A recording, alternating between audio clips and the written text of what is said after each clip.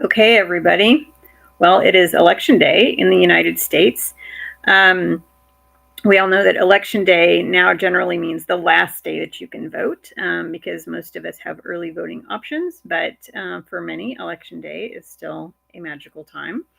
And, um, and for many, they still like to vote on the day itself. I did not do that this time because my body is so unreliable, and I realized that this election is one that's the only one that's ever been in my lifetime, and I know for well over 100 years that will determine whether we have a next election or not. Um, so my voting is done. Was done the very first day of early voting.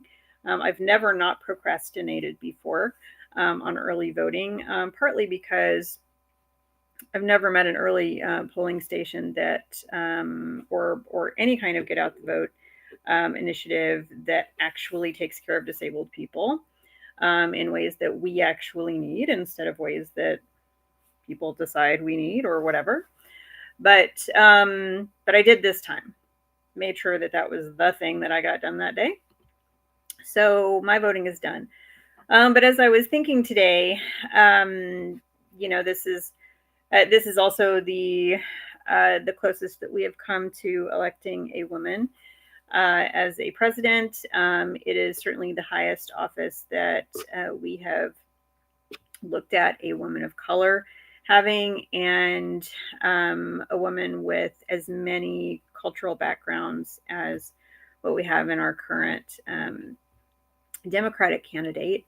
But because of the nature of the back and forth denial of the loss of the last election, which has been proven out by 60 or so court rulings as being legitimately won by the person who is in the job right now.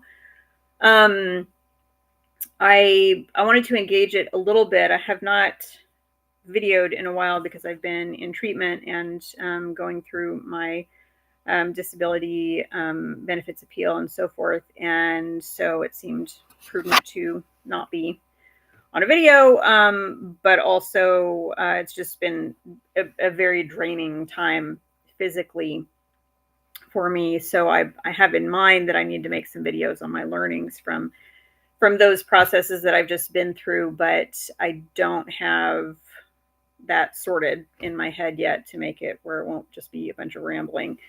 So, but I did want to engage something based on something I saw in Al Jazeera yesterday, as I was just curious how many people had ended up at the Ellipse rally that Kamala Harris did about a week ago versus the Ellipse rally that Donald Trump did 4 years ago that ended in an insurrection on the Capitol. And and I wanted to fact check to just see if people had just sort of guessed that she had more people, or if there really were more people. Apparently, there were legitimately like 3 times more people there, which was really surprising to me. Because boy, people sure did get a lot done the day of the insurrection. I really thought there were, more people on the ellipse that day. But at any rate, in reading this Al Jazeera article, I was struck by the ableism of some of the language.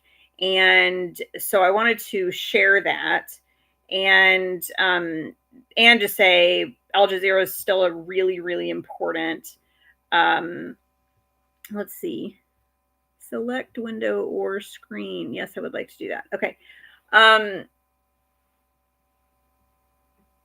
I wanted to share it because Al Jazeera is a really important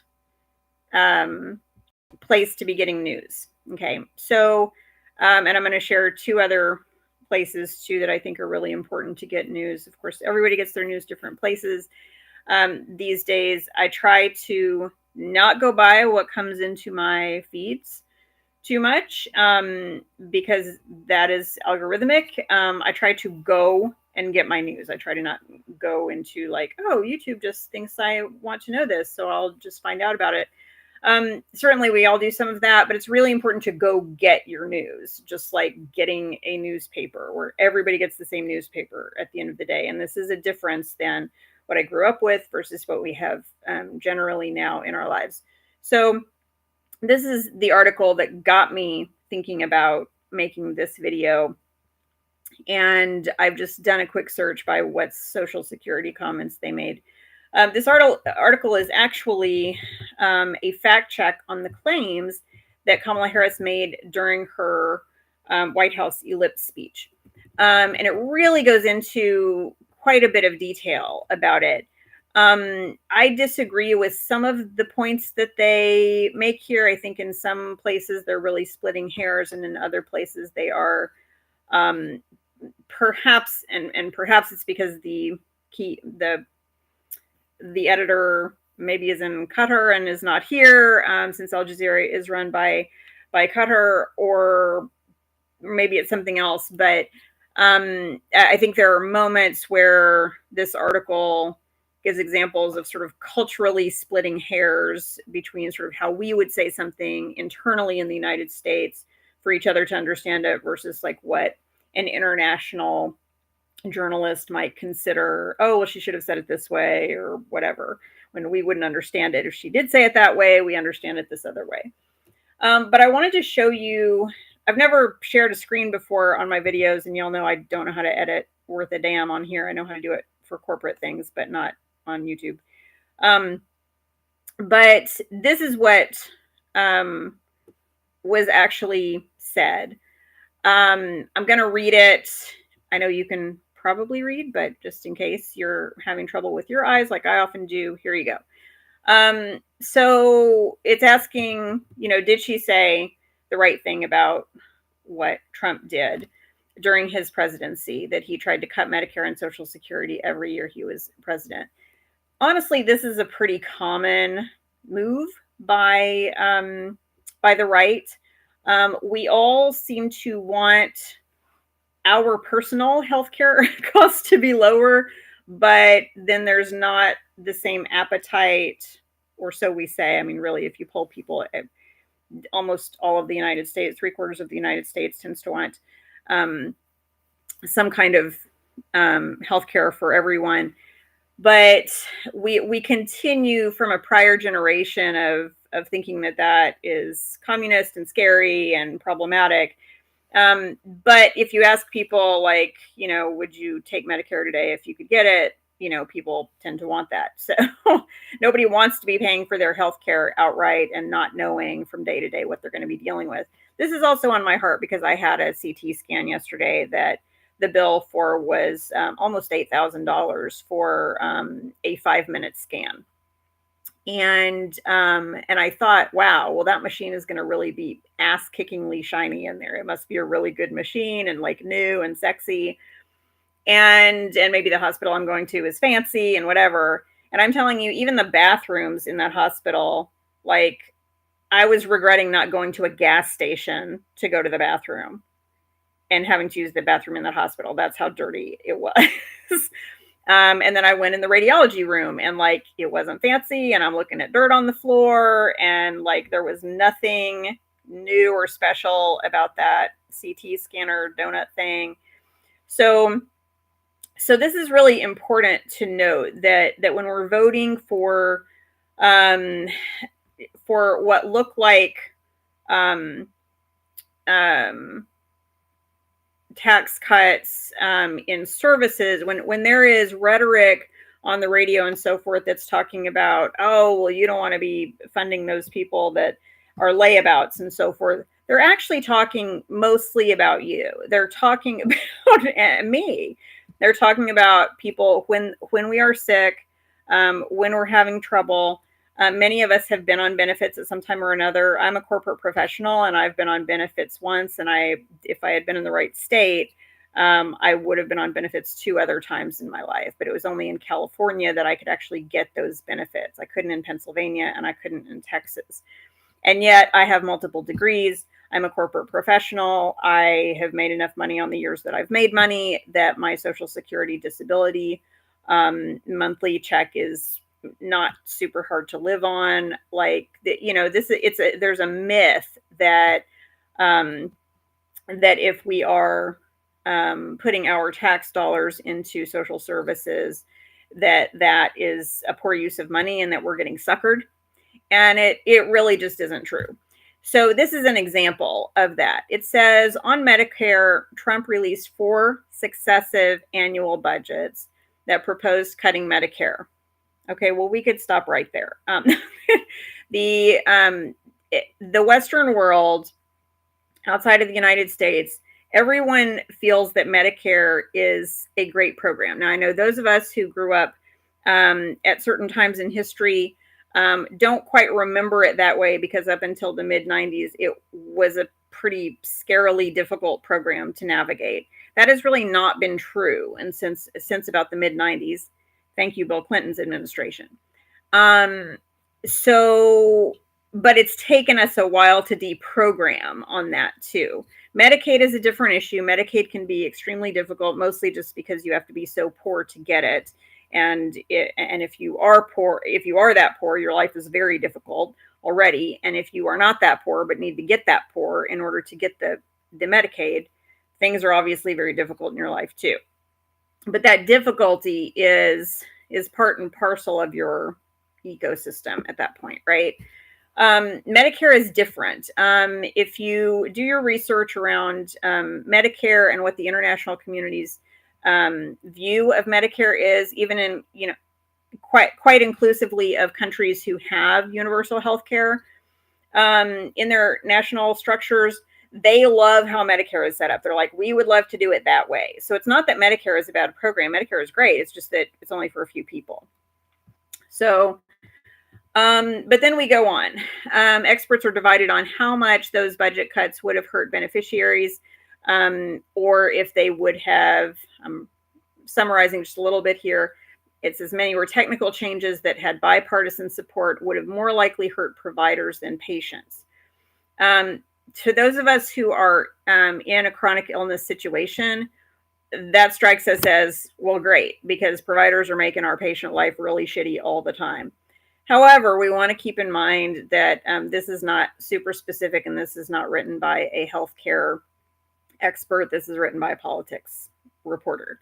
Okay, so it goes on. On Social Security, Trump submitted budget proposals that included cuts to Social Security. They were never implemented because of opposition in Congress. Now, you remember that Congress was Democratic during this time, and which kept us from kind of the brink. It would not be the case if right now we have a Republican Congress in ultimate charge. And so if that doesn't change from this election today, and if Trump were elected today, there would be fewer guardrails in quite a number of ways. Okay, the article goes on. Harris glosses over what these cuts involved. I mean, in her ellipse speech. Well, of course she did. It's a 30-minute speech. They're not, this is not a white paper. It's a speech. But the article says the proposed cuts were focused on 2 parts of the program. The 2 parts are Social Security disability insurance and supplemental security income, not the more widely used old age and survivor benefits. Okay. So this article from Al Jazeera, I would say, is having an ableist tone here, because it is really using this segment is really glossing over, to use their term, that Social Security disability insurance and supplemental security income are humongous parts of Social Security. Like it's not like that's a thing on the side or something. It's a major thing. And it's actually more inclusive of more of the population, given that, number one, literally every person is disabled in some way or another. And it's just a matter of whether that person has the presence of mind to apply for SSDI and whether they qualify for it under the law right now. And whether they have enough work credits from their prior work to get that money, which is their money. And that you only get SSDI if you have worked a certain amount and have a certain amount of money already pulled for that for you. But obviously, this is written by people who do not identify as disabled themselves and who are not healthcare reporters, and especially who are not disability inclusion trained, because their language here is quite marginalizing to disabled people. Okay. It does go on to explain what Social Security disability insurance, which I will hereafter refer to as SSDI, does. It benefits people with physical and mental conditions severe enough to permanently keep them from working. Supplemental security income payments, which we'll call SSI for the moment, are the SSA's payment that it makes for need-based people, and then people who are related, or who are kind of dependents of people who are blind. Blindness has a special kind of category and benefit to it in our Social Security schema. And then they even go on to admit the cuts would have affected close to 10 million Americans. Okay. But then they say that the pool of people who receive old age and survivor benefits is almost 7 times as large. Okay, well, that doesn't diminish the fact that that you would need that, right? So anyway, this is an example of an ableist tone in an article. However, I mention Al Jazeera as a main resource because there's no paywall to it. I always encourage supporting your journalism where you can. But even when I am supporting my journalism, I never sign in, because if I sign in, then they're seeing what all I read, and I'm just not interested in somebody seeing what I read. Thank you very much. There's already probably enough powers doing that. So there you go. That's some information about that. I hope that gives you a little bit of context. And when I mentioned a moment ago that everyone is disabled, let me break that down just a little bit for you. I say this as a disabled person and as a person who before I identified as disabled was already working in ableism reduction work myself. And the reality is that over 4.5 billion with a B people have limited vision and are wearing corrective lenses of some sort in the world right now. That means that 4.5 billion of us need help with our eyes that is severe enough that we have to use an aid, what we call a medical device, or medical technology is the term that's used in medical corporate fields.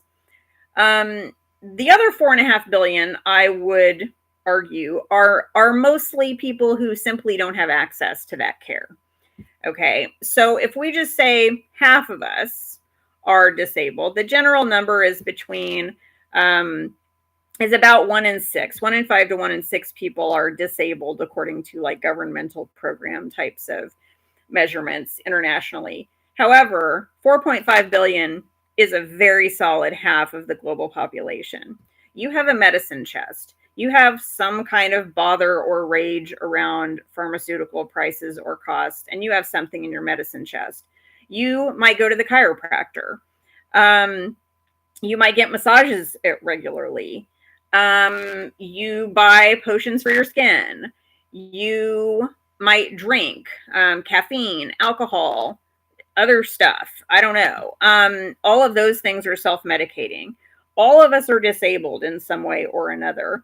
And notice that this language does include physical and mental conditions, okay? I can tell you as a person who has been through the SSDI process that that SSDI really responds to comorbidities, which is to say a mixture of conditions rather than just applying when you have one condition. Well, no one has just one condition. I don't know any healthy person who only has one physical or mental malady.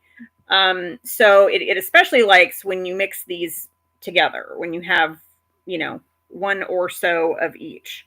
So that's a little bit of information. Now I want to shift away from Al Jazeera if I can figure out how to stop sharing this. Oh, actually, before I stop sharing the screen, another good, very important place to get your news is The Guardian. The Guardian is based in the UK. It is really, really, really exceptional coverage. It's very good coverage of human rights. It's deep coverage. Again, I support The Guardian, but I will never sign in, and so I always get that pay reminder on it, which is annoying. But it's less annoying than if they were tracking what I was reading. So I just keep managing that. The other thing that I will show you is ground news. This is something that you can, again, all of these are sources you can use without paywalls, but you can also do a premium subscription if you want to nerd out more on this one. This one is a subscription based if you want more, but you have up to 5 areas that you can look at per day.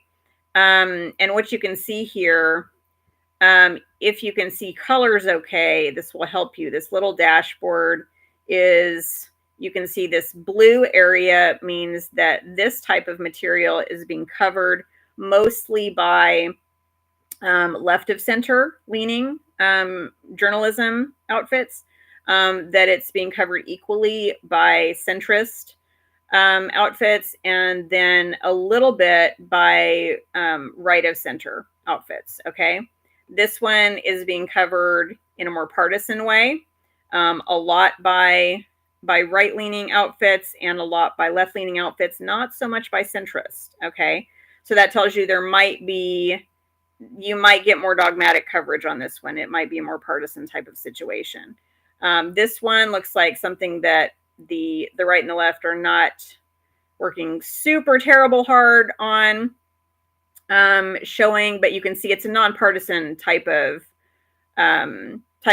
information too, and so we would expect it to be centrist. But this allows you to ask questions about your news, like, oh, if this one might be more dogmatically covered, so I need to take that into what I'm reading, okay, and understand that with a grain of salt in terms of what I'm reading. If I see things like this where I'm seeing, oh, one side is covering this a lot, the other side is not, what does that mean about what this side is doing? Does that, what's going on there? So it gives you the chance to really think critically in a way that you wouldn't be able to do otherwise without it. And then it has the blind spot feed, right? Okay, so this says this one, there's a blind spot on the right on this one. There's a blind spot on the left on this one. Okay, so all those things are important as we're reading. And then let me see if it will show me the, oh yeah, I'm not a registered reader, that's why. But it does have custom feeds available that you can do. And it'll give you like a dashboard type of setup. And then it will, then you can see, oh, well, am I keeping my reading, nonpartisan enough? Am I getting balanced news or not? So just wanted to give that information. Sorry, that's obnoxious. There we go. In case it's useful. As a disabled person, and I know I just said we're all disabled, I maintain that that's true. However, identifying as a disabled person is different than not identifying as a disabled person. I happen to believe that identifying as a disabled person and claiming that label and working a life from there really creates a radical level of honesty and adultness about the way that one has to live one's life. So I think it's a really good spiritual discipline myself to be looking at the ways in which one is disabled and claiming the space for those. If you're too tired to go to Thanksgiving dinner coming up, you have the right to be too tired to go to Thanksgiving dinner. You just do. And What is that about? Like, is that an anxiety issue? Is it a mental health issue? Is it a physical health issue? All those things matter. Everybody has the right to have that kind of space. And again, I'm very much a late to the ball person always. And so I'm sorry that I'm just now posting this, but just on election day and on this day that I think everyone in America will remember where they were and what they were doing on this day. For anyone that I will ever meet in this lifetime, I think we will remember. So I just wanted to offer what I could. And I hope that that's helpful at some point. Most of this information is not today specific or today required to take action on. So hopefully it will give you some context in whatever your political persuasion has been, or kind of the, we all kind of, we all have certain mythologies that we tap into. Some of those are real helpful. Some of those are not so helpful. Some of them are really evidence backed up, and some of them are really not. And so it's just good for us to all be thinking critically, especially as we're going forward, regardless of what the election numbers show tonight at 3:00 in the morning or on Friday when they get done. And bear in mind too that most states do not have inherited laws that allow them to open ballots before the close of polls.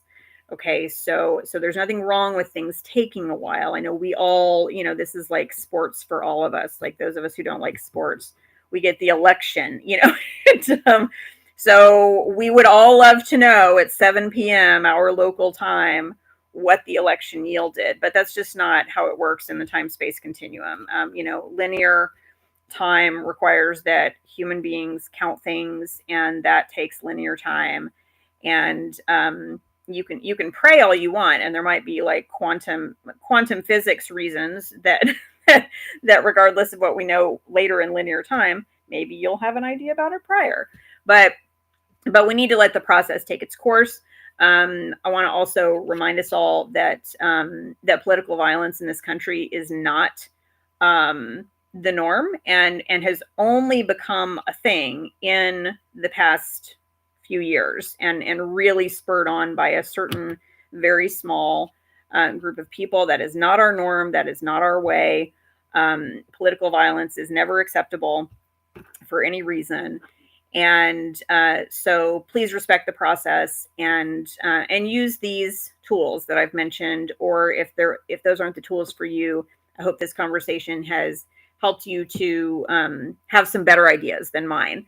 And you think, oh, well, this, what she said makes me think of this other thing that would be way better. So anyway, peace to you, peace to everyone around you, and we'll see you on the other side. Oh, and also vote for your actual interests, which means your whole country's interests, because when we vote for one another's interests, we become taken care of too. But as a disabled person, I want to say, don't vote against your own interests as a disabled person either. Don't let people shame you into doing that.